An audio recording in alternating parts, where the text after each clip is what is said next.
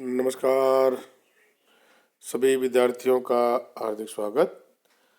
आज का हमारा topic methods of profit income measurement, बहुत ही महत्वपूर्ण टॉपिक। तो शुरू करते हैं। Methods of profit income measurement, लाभ आय के मापन की विधियां।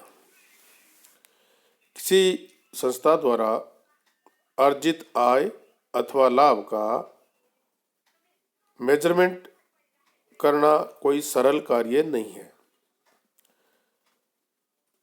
किसी भी संस्था द्वारा कितनी आय अर्जित की गई अथवा कितना लाभ हुआ, इसका मेजरमेंट करना कोई सरल कार्य नहीं है। व्यवसायी द्वारा इसका मापन सर्वोत्तम अनुमान लगाकर किया जाता है और यह अनुमान लगाकर आय व्यय की गणना हम कर सकते हैं, जिसमें आज हम दो प्रकार की जो मेथड्स हैं, बैलेंस शीट विधि द्वारा और लाभ हानि खाते द्वारा अनुमान लगाकर आय का मेजरमेंट किस प्रकार से करते हैं। तो प्रथम मेजरमेंट मेथड बैलेंस शीट विधि।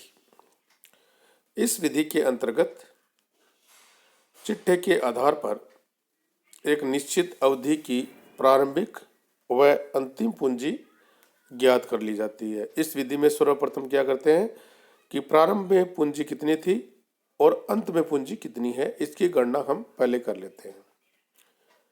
प्रारंभिक पूंजी पर अंतिम पूंजी का आधिक्य व्यवसाय की आय या लाभ मानी जाती है। यदि प्रारंभिक पूंजी पर अंतिम पूंजी का आधिक्य है तो व्यवसाय में आय या लाभ होगा। इसके विपरीत प्रारंभिक पूंजी का अंतिम पूंजी पर आधिक्य व्यवसाय की हानि मानी जाती है। यह विधि इस अवधारणा पर आधारित है कि प्रारंभिक पूंजी में दी गई अवधि के अंत तक जो वृद्धि हुई है वह आय या लाभ के कारण ही हुई है। हम साधारण से ये माने कि व्यवसाय की जो प्रारंभिक पूंजी है, उस पूंजी में एक निश्चित अवधि के अंत में जो वृद्धि होती है, जो इंक्रीज होता है, वो व्यवसाय की आय है या लाभ है, और आय और लाभ के कारण ही पूंजी बढ़ी है।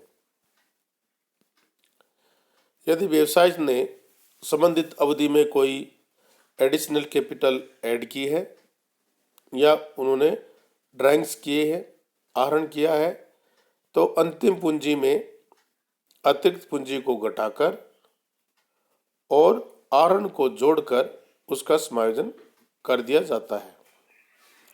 अगर कोई व्यवसाय संबंधित अवधि में एडिशनल कैपिटल लगाई है या उन्होंने आहरण किया है, तो अंतिम पूंजी में से अतिरिक्त पूंजी को घटा देंगे और जो आहरण किया है, ड्राइंग्स जो किया है, उसको हम वापस से जोड़कर उसका एडजस्टमेंट कर देंगे।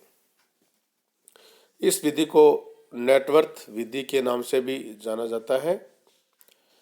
प्रारंभिक चिट्ठे का अंतिम तिथि से तुलनात्मक अध्ययन किया जाता है और अंतिम चिट्ठे का प्रारंभिक चिट्ठे पर आधिक्य आय या लाभ माना जाता है।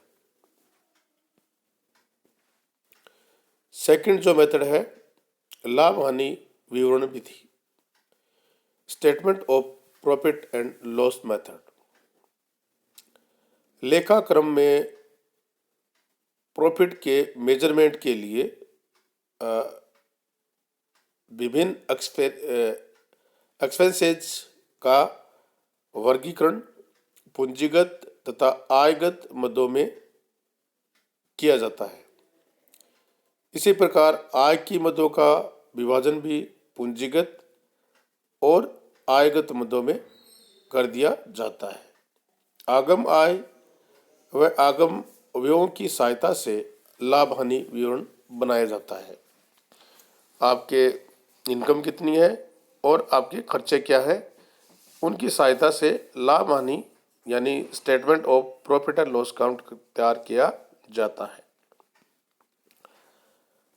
आगम आय को क्रेडिट पक्ष में, जो आपकी आय है उसको statement of profit and loss account के क्रेडिट पक्ष में, और आगम व्ययों को, जो खर्चे हैं उनको हम डेबिट पक्ष में दिखाते हैं। आगम आय के योग में से जो टोटल आय आपकी है, इनकम आपकी है, उसमें से जो खर्चे डेबिट पक्ष में आपने लिखे हैं उसके योग को घटा देते हैं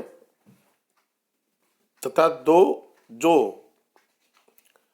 शेष बचता है वह लाभ या आय कहलाता है। बहुत ही सिंपल परिभाषा है कि इसमें डेबिट पक्ष में हम जो खर्चे हैं उनको लिखते हैं और क्रेडिट पक्ष में जो आपको आय हुई है उनको लिखते हैं, और आय जो हुई है उसके योग में से जो खर्चे हैं उनको घटा देंगे तो जो शेष बचेगा वह व्यवसाय की लाभ या आय कहलाती है। परंतु इस संबंध में यह भी ध्यान रखना चाहिए कि आज आय का जो मेजरमेंट करने हेतु एक अवधि विशेष में किए गए केवल कैश ट्रांजैक्शन का ही लेखा लाभ हानि में नहीं किया जाता है। आपको एक बात का विशेष रूप से ध्यान रखना है कि जो आय का हम मेजरमेंट कर रहे हैं, जो कि एक विशेष अवधि में केवल कैश ट्रांजैक्शन का ही लेखा इसमें नहीं किया जाता है, अपितु ऐसे ट्रांजैक्शन भी आपको इसमें रिकॉर्ड करने हैं जो नगद में नहीं किए गए हैं, परंतु उनका संबंध उस विशेष अवधि से है। कुछ ऐसे ट्रांजैक्शन भी होंगे जो कि नगद में नहीं किए गए हैं, लेकिन उनका संबंध है वो उस विशेष अवधि से है। इसी प्रकार यदि कोई व्यवहार नकदी में है परंतु उसका संबंध उस विशेष अवधि में नहीं है, तो ऐसे खर्चों को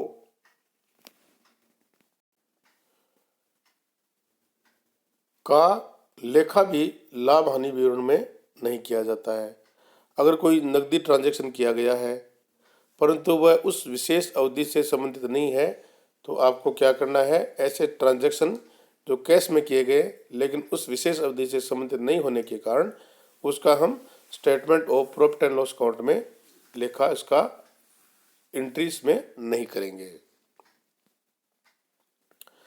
व्यवसाय के नेट प्रॉफिट का मेजरमेंट करते समय केवल व्यवसाय के संचालन से संबंधित आगम आयों व सामान्य आगम व्ययों को ध्यान में नहीं रखना होता है। इसके अलावा अभी तो कुछ ऐसे आगम आय या व्ययों से संबंधित व्यवहारों का लेखा किया जाता है जिनको गैर संचालन संबंधी आगम आय व व्यय माना जाता है। जैसे गैर संचालन संबंधी आगम और आय कौन से हैं, इसको एक उदाहरण के माध्यम से समझे तो गैर संचालन व्ययों के उदाहरण पूंजी या डिवेंचर पर ब्याज, interest on capital and interest on debentures, ये गैर संचालन संबंधी व्यय हैं। व्यवसाय में कुछ ऐसे व्यय इस प्रकृति के होते हैं जिनको या तो उनका नगद में भुगतान किया जाता है और ना ही उनके संबंध में दायित्व उत्पन्न होता है। इस प्रकार के जो खर्चे हैं, एक्सपेंसेज हैं, उनका प्रमुख उदाहरण है फिक्स्ड असेट्स पर डेप्रिसिएशन यानी स्थायी संपत्तियों पर ह्रास।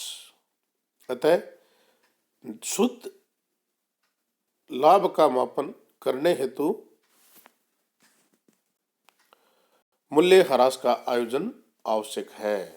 अगर आप शुद्ध लाभ का मापन कर रहे हैं उनका मेजरमेंट कर रहे हैं, तो आपको मूल्य ह्रास का आयोजन करना आवश्यक है। तथ्य को भली भांति समझ लेना चाहिए कि मूल्य ह्रास की प्रकृति व्यवसाय के संचालन व्यय, वेतन, किराया आदि से सर्वदय भिन्न होता है।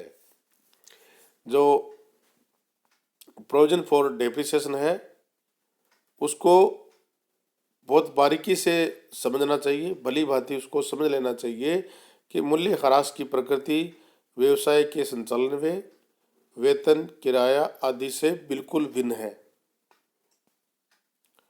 वेतन, किराया आदि संचालन व्यय निश्चित होते हैं। आपको कितना वेतन चुकाना है, कितना किराया चुकाना है, ये सब निश्चित होते हैं, परंतु मूल्य ह्रास का जो व्यय है, खर्चा है, वह संबंधित अवधि के लिए अनुमान लगाकर किया जाता है तथा मूल्य ह्रास के प्रावधान करने के जो विभिन्न मेथड्स हैं, जो विधियां हैं, पृथक पृथक विधि के अनुसार मूल्य ह्रास के लिए आयोजन की राशि में विभिन्नता रहती है। अगर हम एक व्यवसाय में अलग मेथड यूज करते हैं डेप्रिसिएशन चार्ज करने की और दूसरे व्यवसाय में अलग मेथड यूज करते हैं डेप्रिसिएशन चार्ज करने की, तो उसमें विभिन्नता आ जाती है, उसमें डिफरेंसेस उत्पन्न हो जाते हैं और इस प्रकार मूल्य ह्रास आय के मापन में अधिक जटिलता उत्पन्न करते हैं तथा एक बाधक होता है प्रोविजन फॉर डेप्रिसिएशन। तो आपको इसको ध्यान में रखना है। आप सभी विद्यार्थियों का बहुत बहुत धन्यवाद। Thank you.